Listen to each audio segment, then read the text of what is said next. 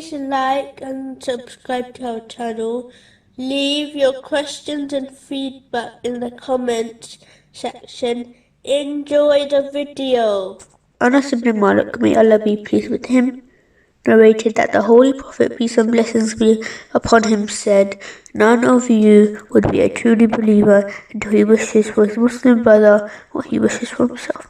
This narration is found in Sahih Muslim number 170. Lessons of this narration include: 1. It is important to ask to Allah the Exalted to give to others the good things you want for yourself and to protect others from bad things which you want Allah the Exalted to protect you from. 2. Never be jealous for what others have, instead be happy for them and ask Allah the Exalted to give you and other people that thing too. 3. Do not only pray for others, but help them to get the good things which you want for yourself through your advice and actions, and to help them from staying away from bad things you want to stay away from through your advice and actions.